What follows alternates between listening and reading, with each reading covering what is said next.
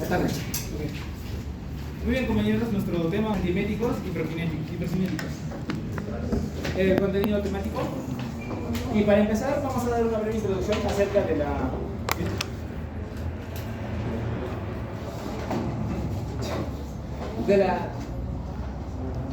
fisiología del vómito. Muy bien, tenemos que dejar claro una cosa, que el vómito, el vómito también llamado como emesis, es un procedimiento protectivo del sistema nervioso central, en el cual se va a encargar de contraer ciertos músculos para que posteriormente se ejecute el vómito. El vómito también es una medida de defensa frente a toxinas y objetos lesivos al cuerpo o que los estén estimulando, por así decirlo, o estímulos centrales. Muy bien, como las vías diferentes, las cuales vamos a tener las principales, que van a ser las vías gastrointestinales, sistema vestibular, el estímulo cortical y las vías hematogénicas.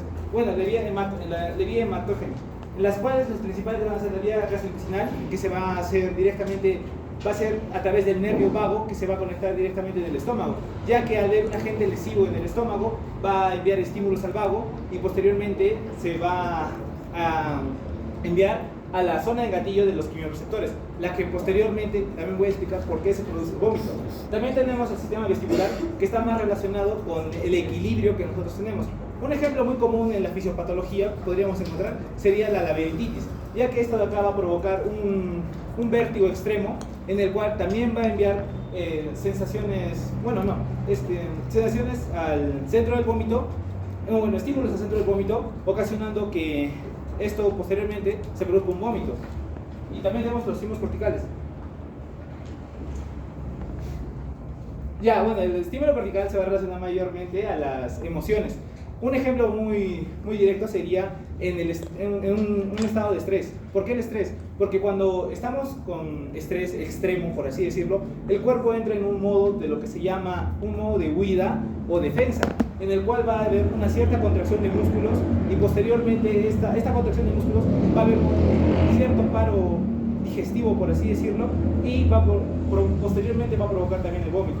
La vía hematógena, que va a ser encargada de la zona en gatillo de los quimiorreceptores, que va a ser la principalmente, se va a encargar de detectar primero agentes tóxicos que se van a encargar que van a estar en la sangre.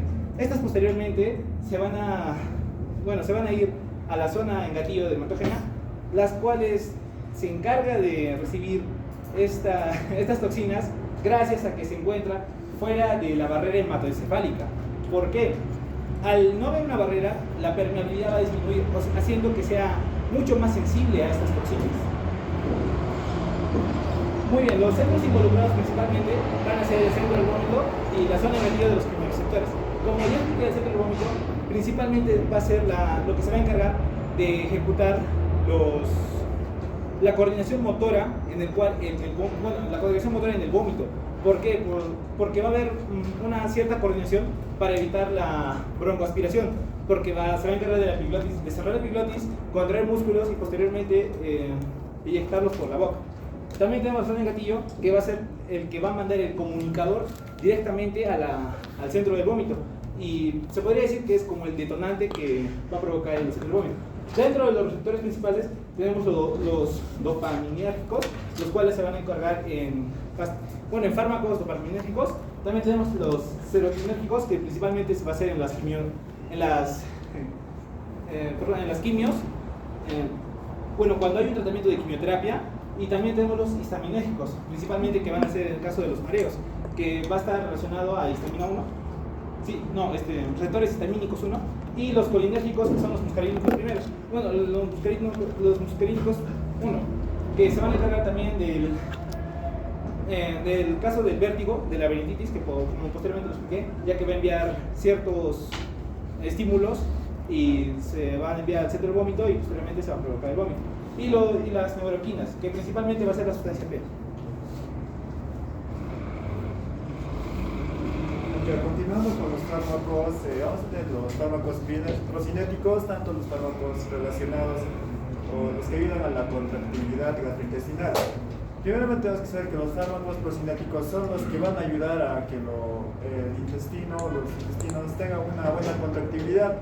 Y esos también son medicamentos que aumentan la liberación de lo que son los neurotransmisores para la contractilidad gastrointestinal.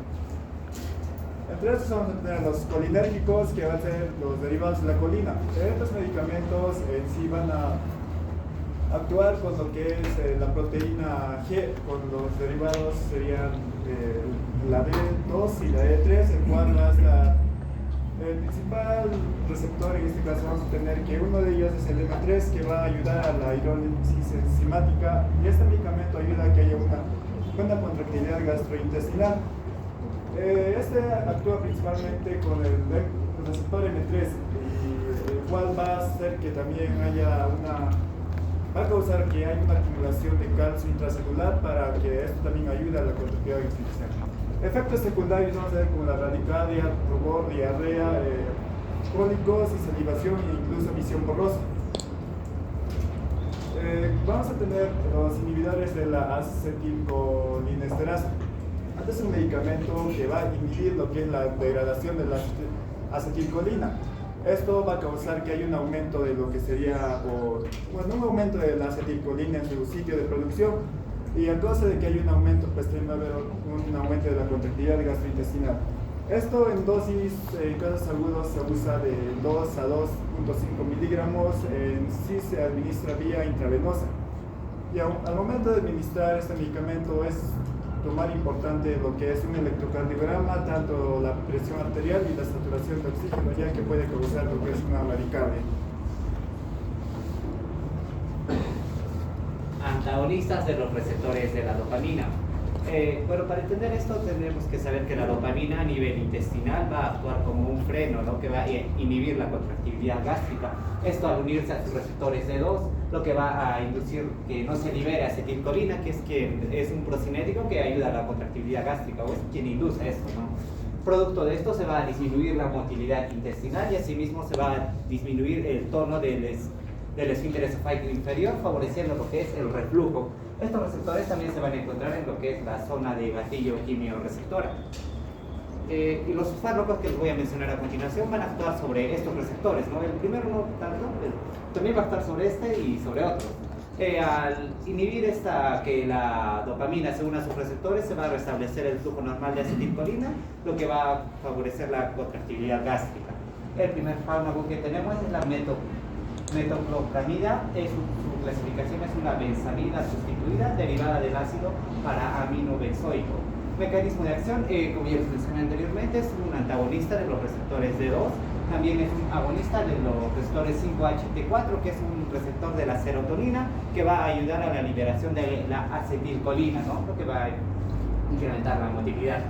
También es un antagonista de los receptores 5-HT3, que es un receptor de la serotonina, pero este está a nivel del nervio vago y a nivel del sistema nervioso central. Como mi compañero les explicó anteriormente, ante la presencia de un patógeno o algo que induzca el vómito en nuestro sistema gástrico, la serotonina se va a unir a este receptor y enviar una señal a nuestro cerebro para que de esta manera se induzca el vómito. Este fármaco va a evitar todo esto, ¿no? También tendremos que sensibilizar receptores muscarínicos. Su acción farmacológica incrementa el tono muscular y la contractilidad gástrica. Si se administra vía oral, su efecto va a aparecer en su pico en 1 hora y va a durar 1 hora a 2 horas. Se metaboliza en el hígado y su excreción son 4 a 6 horas por vía renal.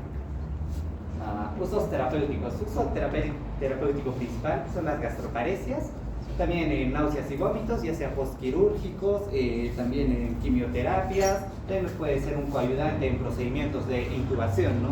Dosis y vías de administración son 10 miligramos vía oral, 30 minutos antes de las comidas o antes de dormir, en vía intravenosa. Su efecto se va a dar 1 a 3 minutos después de su administración, e intramuscular 10 a 15 minutos después. Sus efectos adversos. Este fármaco va a atravesar la barrera hematoencefálica, por lo que nos va a dar síntomas extrapiramidales, principalmente en lo que son infantes y adultos jóvenes en dosis altas. Y lo que vamos a tener serían distonías, parkinsonismos, y otro mucho menos común es la agarrastorrea, ¿no? Su dosis en casos de quimioterapia se ajusta y es de 1 a 2 miligramos por kilogramo peso. Otro fármaco que tenemos es la domperidona. Este solo va a actuar sobre receptores D2, no va a tener otro efecto. No cruza la barrera hematoencefálica, a diferencia del anterior, es su principal ventaja frente al otro fármaco, ¿no? Sus dosis son de 10 a 20 miligramos 3 veces al día. Puede producir otros efectos adversos, como podría ser la galactorrea, ginecomastia y alteraciones menstruales, ¿no? Su uso en Estados Unidos está prohibido debido a que incrementa el intervalo QT, lo que puede darnos riesgos de arritmias, pero en Canadá, en países sudamericanos, su uso está indicado con las precauciones debidas.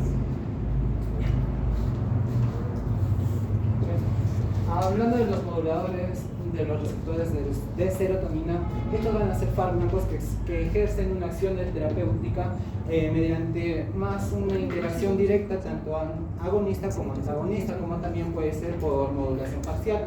Este más que todo va a actuar sobre sus receptores o de los subtipos de los receptores del 5-HT. Este va a actuar alterando la señalización de la serotonina central o periférica.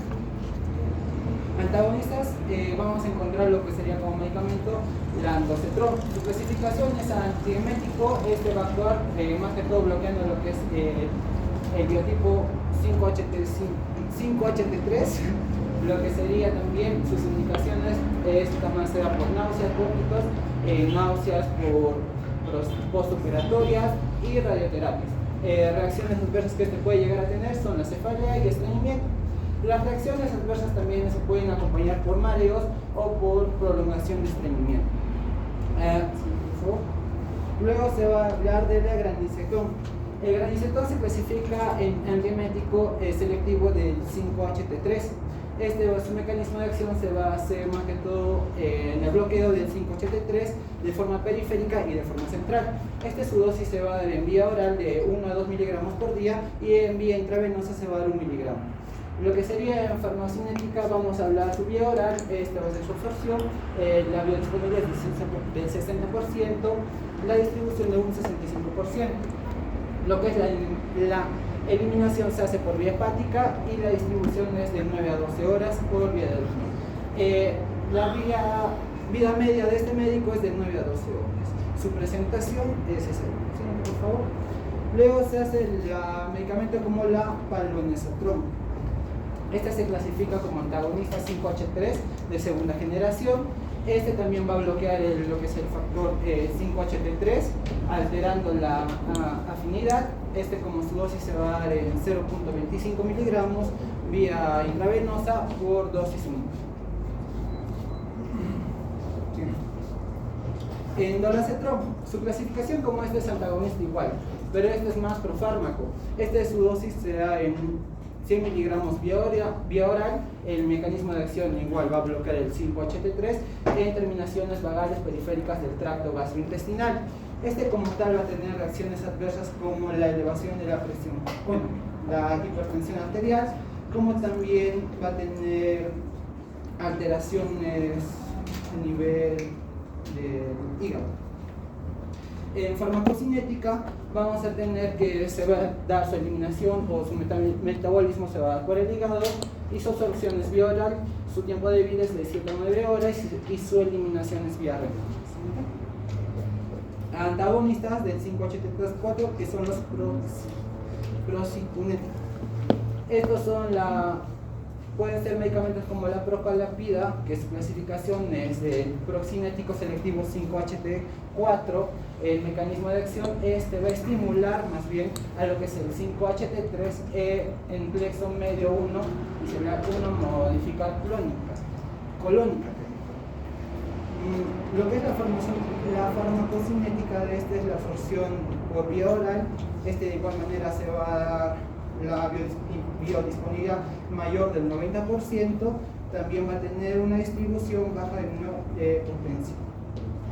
Por favor.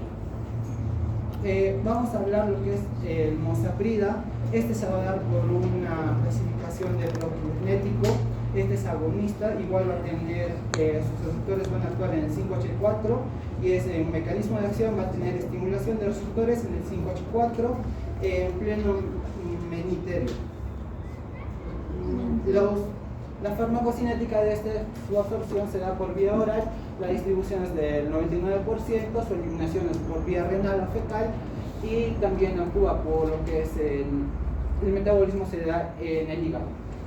La biodisponibilidad es moderada, no es de larga duración y la eliminación es por vía oral de 1 hora y media a 2 horas. No, por vía fecal de 1 hora y media a 2 horas. Es esto. Continuando con el siguiente medicamento, vamos a hablar sobre el maníaco de tegaserol. Este tipo en este caso, este compuesto tiene compuestos que son bioactivos de indol y aminoguanidina. ¿Qué quiere decir? Que a nivel de sus cadenas se va a encontrar aminas. Al ser al mismo tiempo es un agonista de los receptores 5 de la hidroxitriptamina. ¿Qué quiere decir? Que también actúa en este tipo de grupo amino, pero estudios recientes mencionan de que también es agonista de los receptores de tipo 4. En su estructura vamos a encontrar que tenemos un grupo de benceno, en este caso, formado por 6 carbonos, con cadenas simples y dobles, ¿no? En este caso, alternadamente. Pero a esta estructura química se agrega un grupo metileno, lo cual modifica prácticamente su estructura. Pero este ciclo bencénico está adicionado por una cadena de nitrógeno y hidrógeno. Y es ahí donde se encuentra este grupo amino, que es una sustancia casi típica en todos los fármacos que van a hacer una interacción con el sistema, en este caso, biológico del ser humano. Y es por eso que esto es importante.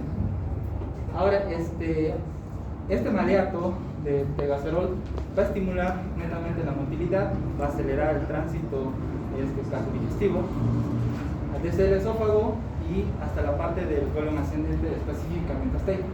Y también va a estimular la secreción del ácido gástrico. Como podemos observar, aquí tenemos el Selmac, que es el nombre comercial de este medicamento. En algunos estudios mencionan de que disminuye el meteorismo, ya que este es un síntoma importante en este caso y significativo en un síndrome de intestino irritable. Además de esto, como les había mencionado, en este caso en pacientes con estreñimiento va a tener una mejoría de leve a moderado, y es ahí que estadísticamente en estos pacientes es importante, ¿no? El uso de esto. También va a disminuir en este caso el dolor, el malestar abdominal y también en casos de estreñimiento crónico. El fármaco en sí tiene una dosis inicial que se puede iniciar de 6 miligramos, una dosis máxima de 12, y la frecuencia va a ser media hora antes de cada comida, cada 12 horas, y la frecuencia va a ser de 4 a 12 semanas. Y su presentación va a ser en tabletas o comprimidos.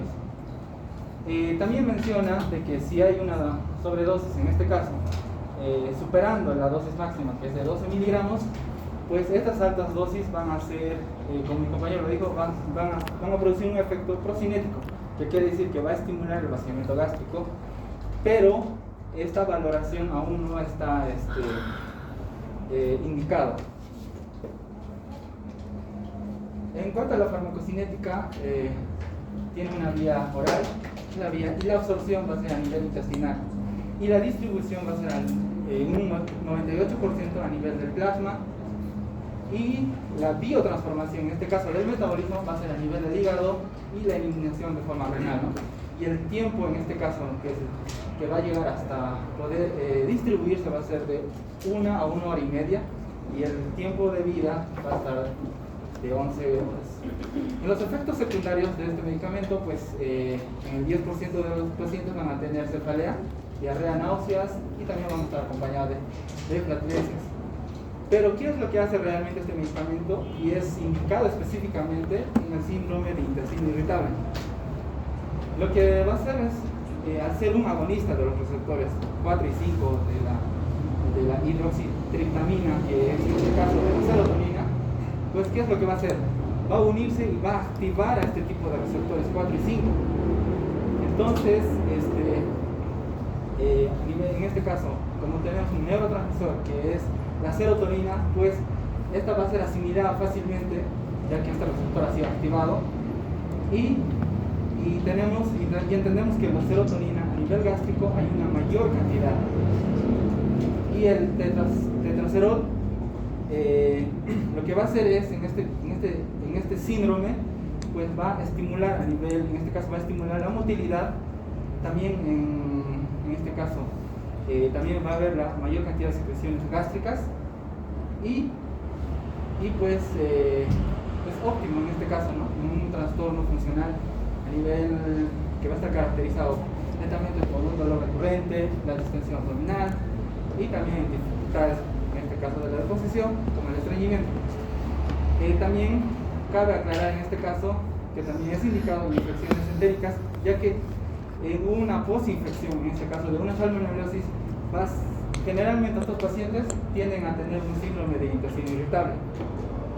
Pero se ha observado también, además de esto, que estos pacientes que tienen este síndrome, pues se ha observado que hay un aumento de hiperactividad, en este caso de las células de los mastocitos, que estas hacen, en este caso van a liberar histamina y citoquinas inflamatorias que después van a causar una irritación y una inflamación, y así va a ser un síntoma que se va a caracterizar netamente en estos pacientes y va a contribuir a mayor sensibilidad en estos pacientes. Por eso que hay una percepción del dolor a nivel abdominal. En cuanto a lo contraindicado, por ejemplo, en este caso en los pacientes, como dijimos, a nivel hepático, pacientes con insuficiencia renal, y vamos a buscar la dosis en pacientes que tienen, en este caso, insuficiencia hepática, ¿no? Y pacientes, en este caso, está contraindicado en los pacientes que tienen diarrea asociada a una hipotensión. El siguiente medicamento, que es la cisaprida, este medicamento ya es un procinético, nos va a ayudar, por ejemplo, a poder vaciar el contenido gástrico. Al mismo tiempo es un agonista de 5-hidroxitriptamina, no selectivo en este caso. Pues este medicamento es indicado, ¿por qué? Porque primeramente va a aumentar la motilidad, va a generar una liberación selectiva de la acetilcolina, como mencionado, y va a actuar a nivel de los plexos mentéricos y va a permitir en este caso una motilidad, ¿no? Y acelera también el vaciamiento gástrico, tanto de líquidos y alimentos. Y va a estar indicado principalmente en tres enfermedades: uno, el reflujo gastroesofágico, la dispepsia y la bigastroparesia. Este medicamento, la dosis inicial va a ser de 5 miligramos y la dosis máxima de 10. Y también va a estar indicado en precomidas y antes de poder descansar o dormir. En cuanto a la presentación, va a ser en tabletas.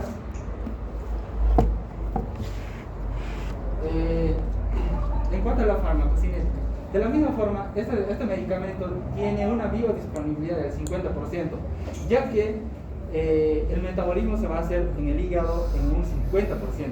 Su distribución a nivel del plasma va a ser un 93% y la acción es de 1 a 2 horas y la vida media de 6 a 10 horas. Sus efectos secundarios casi es lo mismo con el anterior medicamento. En este caso solo se va a adicionar las erupciones de la piel y las flatulencias. En cuanto a la contraindicación, este medicamento actualmente no se encuentra en el mercado por varias razones, pero en otros países aún lo siguen usando debido a su efectividad también. Pero tiene más contraindicaciones este medicamento porque crea una hipersensibilidad. Va a estar contraindicado en sangrados intestinales, obviamente, en obstrucción intestinal, en perforaciones intestinales, y también tiene que ver mucho en la parte de la cardiopatía. ¿Por qué? Porque si un paciente tiene alguna cardiopatía, va a estar contraindicado porque puede generar arritmias ventriculares y con antecedentes problemas de intervalo. Ahora, si también, además, está si tiene a nivel hepático, va a ser contraindicado, ¿no? Si tiene insuficiencia hepática, cardiopatías, como lo había mencionado, y el uso de los antiarrítmicos. En este caso, ¿qué es lo que va a hacer con el citocromo P450? Hay medicamentos que generalmente por esta enzima del citocromo 450, esta ayuda a metabolizar, ¿no? Añadiéndole oxígeno, y esta es fácilmente de poder ser eliminada de la vía renal.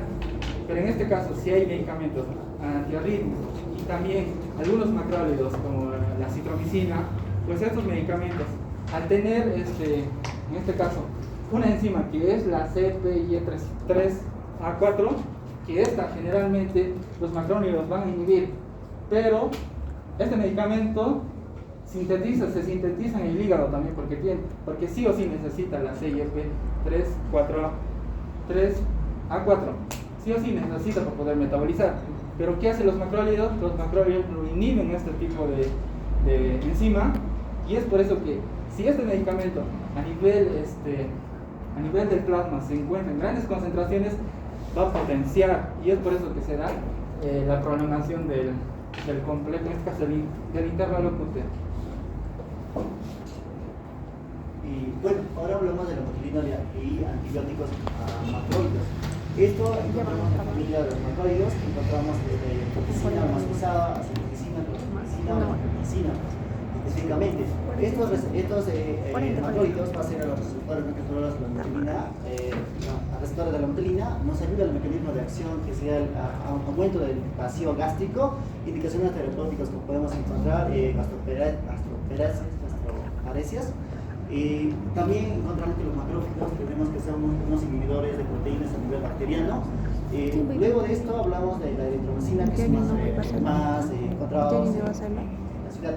Esto nos indica que es un potente agonista de los receptores de la motilina. ¿Qué nos indica esto?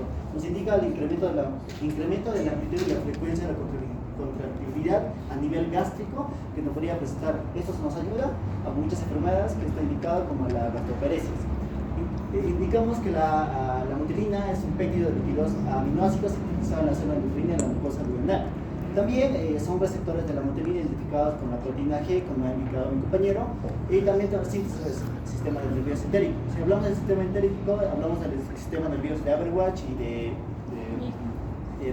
Meissner como tal, y nos hablamos de todo el tubo digestivo, su sistema nervioso.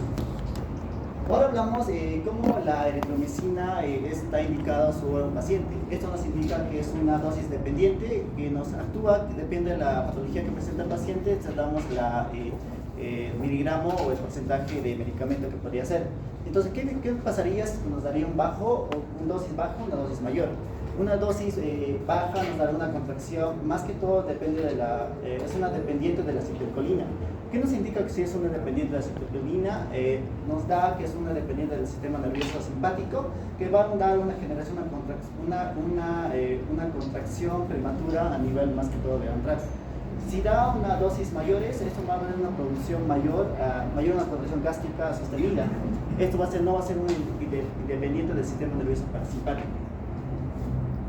Luego, el indicativo de los tratamientos, como hemos dicho, puede ser pacientes de gastroparesias de cualquier origen, como podría ser diabético, neuronal, o idiopáticas o sino postquirúrgicos posteriormente. Las paresias siempre va a aparecer a niveles quirúrgicos, a nivel de 24 horas, a cada rato que vamos a dar una intervención abdominal quirúrgica. Como podría ser la cirugía pancreática, nos da una paresia. O también podría ser un hilio secal, que podría ser por unas contracciones. Después, también tenemos en cuenta que si hacemos un tratamiento prolongado de la eritromicina, damos un efecto taquifilaxia. ¿Qué nos indica esta taquifilaxia en la eritromicina? Nos da que son los receptores de la motilina, que serían los receptores, son como debilitan los receptores, ya no dan esa captación de receptores para la activación de los antagonistas que podría dar esta eritromicina. Su progresión y efectividad también disminuye, entonces cada progresión que da va a disminuir su efectividad de la eritromicina. También nos ayuda a las hemorragias de digestiva alta, más que todo para los indicativos que son médicos gastroenterólogos. Para la hemorragia nos ayuda para la disminución del vacío gástrico y una mayor recuperación de hemorragias a nivel duodenal. Bueno, doctor, continuando con la exposición, nuestro tema, lo que vendría a ser, yo les voy a hablar de otros fármacos que suprimen, ¿no?, la motilidad. Entre ellos, primero, yo les voy a hablar de estos fármacos, pero principalmente en la acalasia. Les voy a hablar de relajantes del músculo liso y así también como la toxina botulínica, que es la última que se está utilizando. Primero, debemos saber qué es la acalasia. La acalasia es un trastorno motor del esófago, caracterizado porque el esfínter esofágico inferior no se relaja adecuadamente durante la deglución. Es lo que te puede provocar una disfagia, te puede provocar regurgitación y así también no haber ese paso correcto de los alimentos. calcio. Estos son dos grupos de qué? De que se utilizan, estos son los relajantes del músculo liso que se utilizaba o que se utiliza, sigue ahora. Los nitratos orgánicos, estos fármacos liberan óxido nítrico, lo que aumenta la GMPC y produce relajación del músculo liso. En la acalasia disminuye la presión del esfínter esofágico inferior y pueden aliviar los síntomas. Este de acá es, los nitratos orgánicos sí funcionan con lo que vendría a ser con el tratamiento, pero estos van a ser de una corta duración y así también el tratamiento va a ser incompleto. ¿Por qué? Porque no le vamos a dar esa estabilidad a nuestro paciente, y así también los antagonistas de los canales de calcio. Estos medicamentos bloquean los canales de calcio tipo N, lo que va a producir reduciendo la entrada de calcio al músculo liso. Y sabemos que el calcio es necesario ¿para qué? Para la contracción. Su bloqueo favorece la relajación del esfínter. Ahora sí hablemos de la toxina botulínica. Pero me olvidaba, en estos dos, ¿qué es lo que te va a provocar?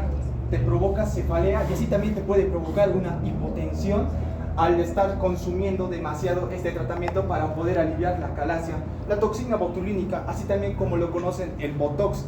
Este de acá es un tratamiento recientemente, es el más eficaz, pero así no es el tratamiento final que se puede dar a una enfermedad como la acalasia. ¿Por qué? Porque la toxina botulínica se tiene que utilizar demasiadamente. ¿Por qué? Porque este tratamiento va a ser de 2-3 meses. ¿Te da ese favor? ¿Te hace ese favor de aliviar la acalasia? Sí, pero solo unos meses. Ya después debemos sigue y sigue este tratamiento. ¿Y cómo se da este tratamiento? Este tratamiento va a ser por vía endoscópica, directamente al esfínter inferior del esófago, y así también este se va a dar entre 80 a 200 unidades como tal, y esta va a bloquear su liberación. Se produce un parálisis parcial del esfínter inferior, lo que va a facilitar su relajación. Y eso sería todo, doctor. Muchas gracias por la atención. No solo musculitis, sino musculitis a nivel de región facial. Por eso, digamos, en lo pincha, lo que se busca es relajar para que, digamos, no se contraiga y no tengas las arrugas, digamos, en este caso, ¿ya? Se usa más que todo para la cuestión, ahorita más que todo se usa para algunos espasmos, más que todo para los tics, toda esa situación, pero como tiene esa propiedad de eliminar, digamos, la contracción muscular, se empieza a utilizar en otras patologías, como indicaron actualmente. Este es otro, no hay que preguntar. Es muy interesante.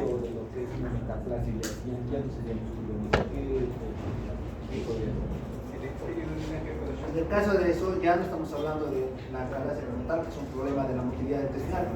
Estamos hablando de un tumor, ¿ya? Y el tumor, el tratamiento es distinto, ¿ya? ¿Ya? Y su doctor, una consulta extra. ¿Cuántos días? Administración de la toxina botulínica, ya que el compañero mencionó que lo inyectaba. Ya, nosotros vamos a concentrar en la toxina botulínica, que no es el tema principal, ¿ya?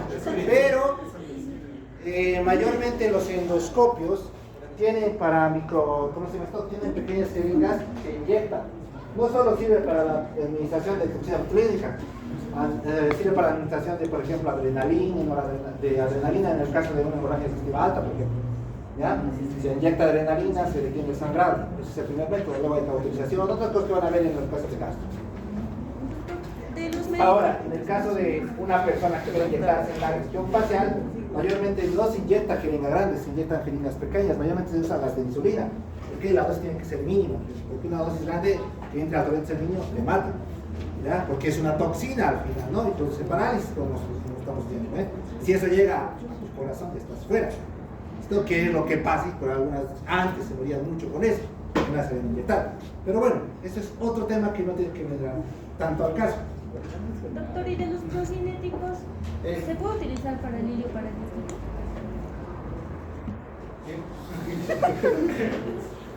De los procinéticos expuestos, ¿se puede utilizar? O sea, ¿cuál de todos se puede utilizar? ¿O todo se puede utilizar para el hilo paralítico? ¿Cuál es la primera línea? Línea para hilo paralítico. Y podría ser la eritronicina como tal. ¿La qué? Eritronicina. ¿Por qué? Ya. Sí, esa es la primera línea de presión. ¿Por qué? Por decir, apariencias, análisis en todo abdomen se podría producir. Entonces necesitamos que es la motilina tiene que haber movilidades en la casa de intestinales, entonces para facilitar eso. Ahí está, sube la pantalla.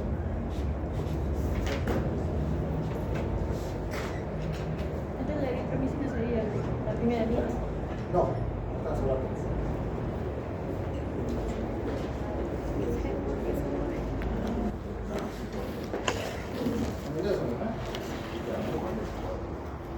Primeramente, esto no tiene que haber, ¿ya? Para las futuras exposiciones, algunos han hipertextualizado, pero esto ya es demasiado. Si acaso alguno, ¿ya? El chiste de una diapositiva es que se pueda entender y leer. ¿Listo? Si van a agarrar un pedazo de texto grande y lo van a colar, tiene sentido. Y yo les he dicho eso en la primera clase. Porque esto no se puede leer allá a fondo, primeramente. ¿Ya? Y dos, nadie va a estar ahí pues, mirando así, leyendo toda esta letra, porque el objetivo es que ustedes les expliquen, ¿me entienden? Si no, cualquiera les doy esta diapositiva a todo el reparto, y ya todos vamos a empezar a leer, ¿no? Aquí hay la exposición, ¿ya? Y tienen varias diapositivas así, con mucha hipertextualización, ¿ya? Aquí, por ejemplo, mira, aquí tienes bonitos gráficos que no los han explicado. Y tienes aquí más letras que supuestamente te resaltan lo mismo. ¿Ya? Entonces, para los y he visto de anteriores grupos, pero no era mucho. Pero de este sí es bastante. ¿Ya? Por ejemplo, mira acá. Y lo peor es que casi todos estos tienen casi el mismo mecanismo de acción. Por si acaso, pues, el acetrón, el acetrón, pues todos tienen el mismo mecanismo de acción, ¿no? Sí varían en algunas pequeñeces, como por ejemplo la disponibilidad de cada uno y el tiempo de absorción. ¿Listo? Eso tal vez nos tiene que agarrar para variar cada cosa. Pero digamos una diapositiva para explicar lo mismo, porque todos son 5H3, ¿no? 3. Entonces ahí pierden diapositivas, pierden mucho texto. ¿Listo? Que al final no se logra entender. Más crítica constructiva, pero esto sí que no me gusta a mí.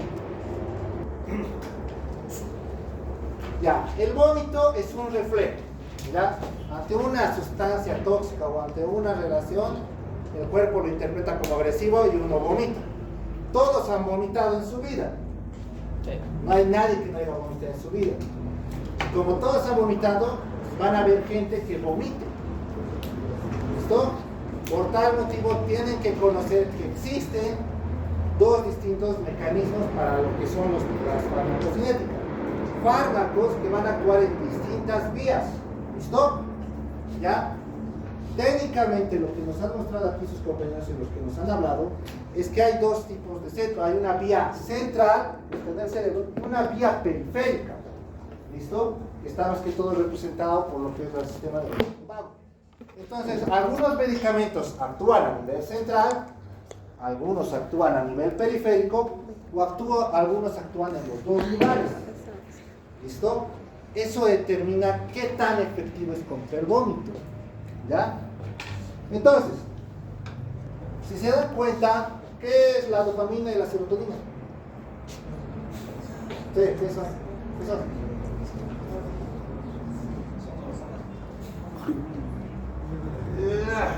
Más o menos, ¿qué más?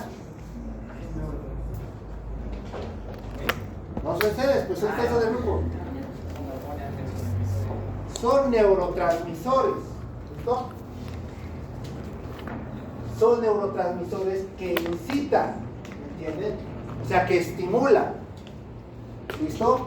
Por eso, si se dan cuenta, o si han escuchado bien, casi todos los medicamentos que han mencionado son antagonistas o inhibidores de alguno de estos receptores. ¿Listo? Lo que queremos es inhibir esa sensación del vómito o abolirla completamente. ¿Listo? Pero ese es solo un mecanismo. Eso sería a nivel central. A nivel periférico, lo que vamos a hacer es, o bien vamos a estimular la motilidad intestinal, por eso usamos el término de prokinéticos. A ver, ¿listo? Entonces, ya viendo desde ese punto de vista, o bien mi misión va a ser bloquear desde arriba, o bien va a ser estimular la contractibilidad al mismo tiempo que la voy a frenar de la parte periférica. ¿Listo? Así funcionan estos medicamentos. Pero ¿por qué es tan importante saber cuál es central, cuál es periférico o cuál va a actuar en la motilidad intestinal? Porque según eso va a haber el efecto adverso, la contraindicación o la complicación. ¿Listo? O por qué yo voy a preferir algunos que sean más centrales, por ejemplo en pacientes con cáncer, o voy a preferir algunos que sean más periféricos, por ejemplo en las patologías posoperatorias, por ejemplo. ¿Me entienden? Es el chiste, ¿ya? Pero para saber eso, tengo que saber que vamos a ver distintos receptores. Los principales son estos dos, los dopaminérgicos y los serotoninérgicos. Pero hay los histaminérgicos y los colinérgicos. ¿Listo? Mayormente. Y aquí han aumentado ellos lo que son la motilina, que vamos a hablar después. ¿Ya? Ahora, los serotoninérgicos son varios. ¿Cuántos serotoninérgicos hay en el cuerpo? ¿Cuántos receptores serotoninérgicos?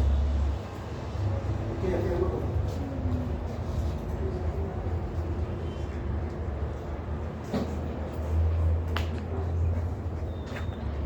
Y ahí solo me hablan del 5H3T3. ¿Por qué me hablan del 5H3T3?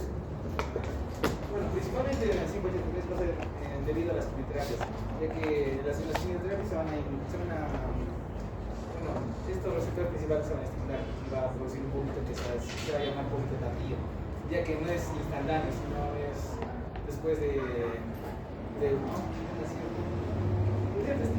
Hablan más del 5H3T3 porque ese es el central, porque se encuentra a nivel central, ¿no? Pero en realidad tenemos como a nivel de receptores serotonínicos son como 7, ¿listo? Distribuidos en distintas partes del cuerpo, ¿ya? Algunos son prokinéticos y algunos son antikinéticos, es decir, más bien provoca lo contrario. Actualmente en el tema, lo que vamos a hablar, solo vamos a hablar de los prokinéticos, de los que inhiban a nivel central o a nivel periférico, ¿listo? Por eso, si los han escuchado hablar, hablaban de 5HT3, 5HT2, 5HT5, ¿entienden? Había más. ¿Por qué? Porque no solo hablamos de un receptor, actúan a nivel de distintos receptores. ¿Listo? Entonces, ya aclarando un poco ese panorama, vamos a entrar un poco con los medicamentos. ¿Listo? Ya. Colinérgicos. Ya.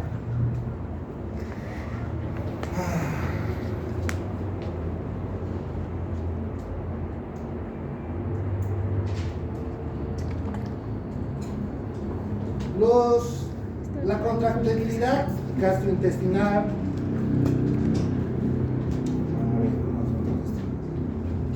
¿Qué son los ruidos y reyes? Es el movimiento peristático que se produce en los intestinos.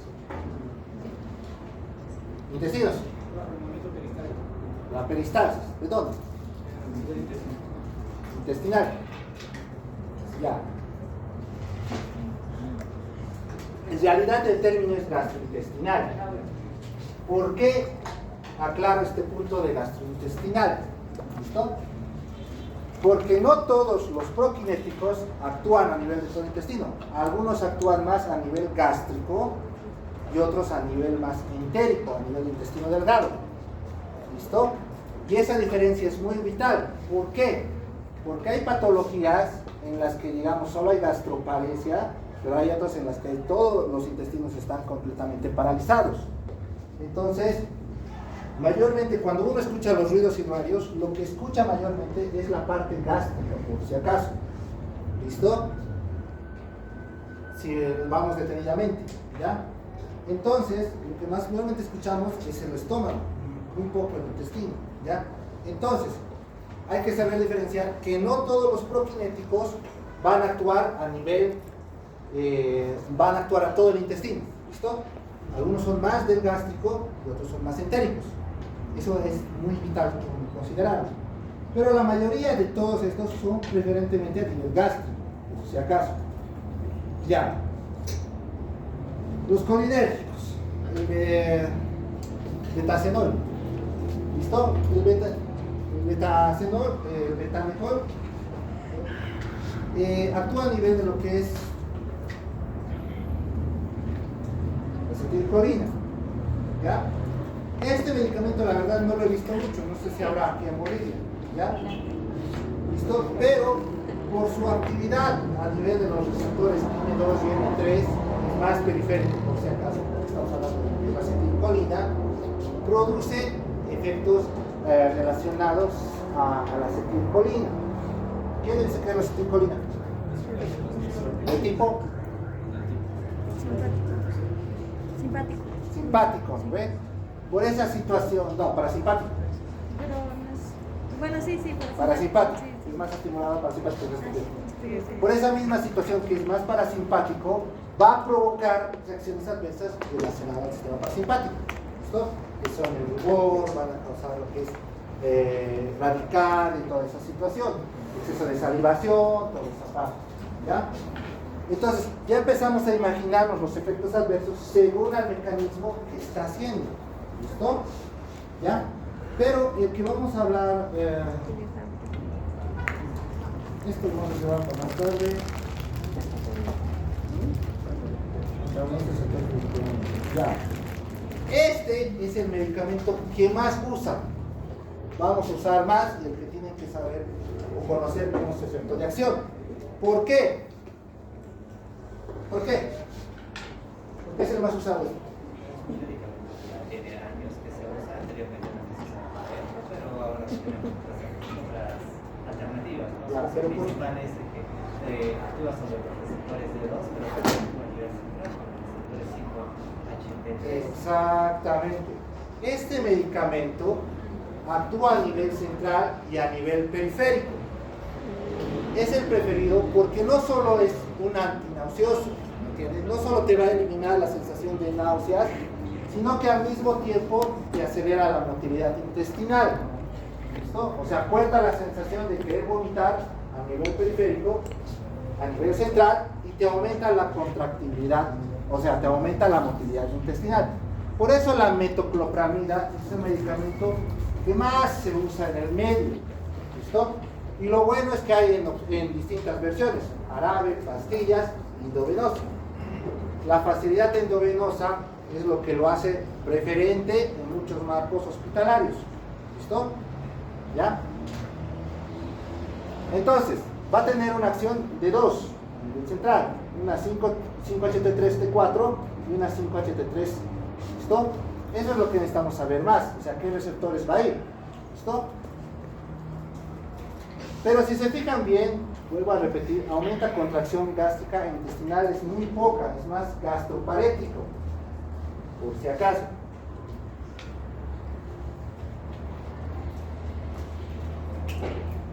¿Cómo se distribuye la metoclopramida?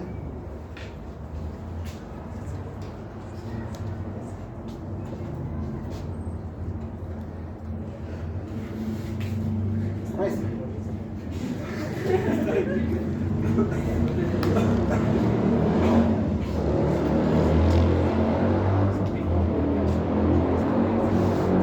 Distribución, ¿cómo es de la metoclopramida?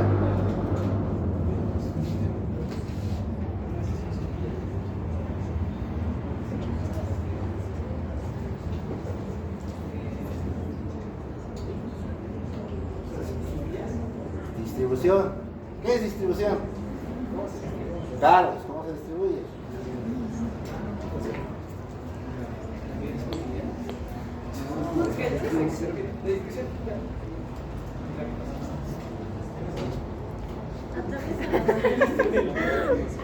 Medicamentos inciertos. No. Esta categoría de que atraviesa la barrera hematoencefálica quiere decir que te distribuyen un 100%, más que todo la vía endovenosa, un 70-80 en lo que es la vía oral. Esa cantidad es la que te indica por qué es temida o por qué hay ciertos efectos adversos. ¿Listo? Porque puede pasar a la barrera encefálica es que presenta, ¿qué puede presentar? Síntomas extrapiramidales. ¿Listo? Por eso es que la metoclopramida no se usa, o sea, se tiene cierta precaución, no se usa en ciertos tipos de pacientes, más que todo neurológicos. ¿Por qué? Porque te da síntomas extrapiramidales, ¿cómo qué? Parkinsonismo, distonías, es decir, tu paciente va a estar así, ¿listo? Sin contar que si lo administras de golpe, muchos se han quejado, aproximadamente un 10-30% se queja de sensación de ansiedad, muerte súbita, todo eso. Por eso no se le pasa muy de golpe la metoclopramida. O a veces ustedes van a ver, ya ha pasado de golpe, se está temblando, ¿qué ha pasado? Ah, está presentando datos del sistema extrapiramidal. ¿Y eso por qué? Porque se le administró muy rápido. ¿Por qué? Porque es su efecto adverso.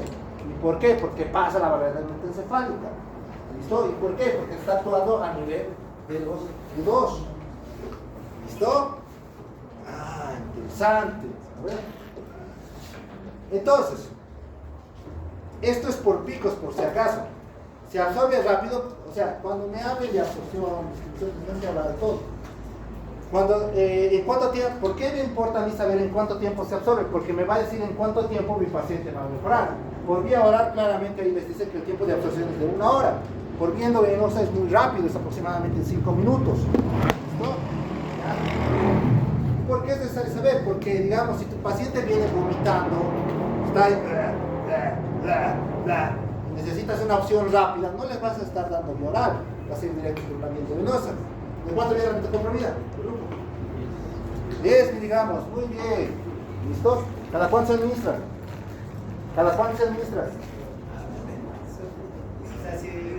Obviamente, no, pues cada cuánto. No.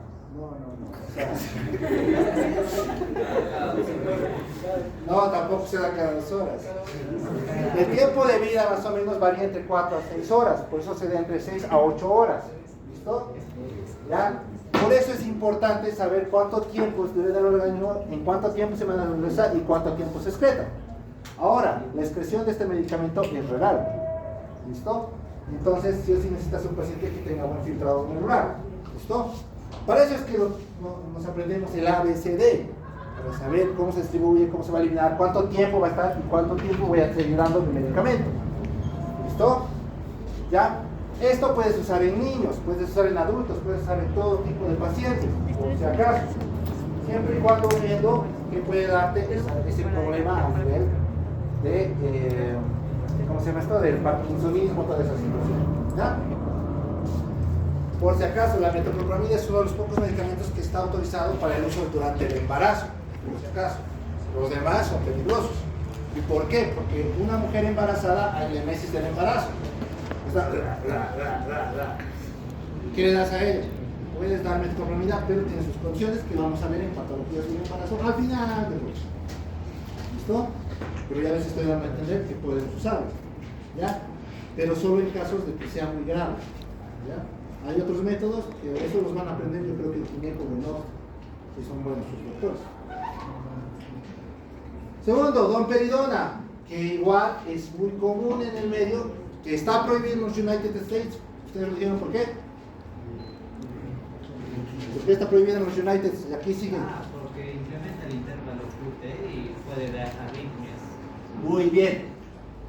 Porque este medicamento te incrementa el intervalo QT. Si te incrementa el intervalo QT, entonces ya indirectamente sabemos a qué pacientes nos vamos a dar. ¿A quién nos vamos a dar?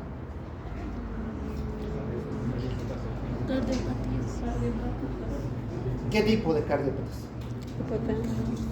¿Arritmias? ¿Qué tipo de arritmia?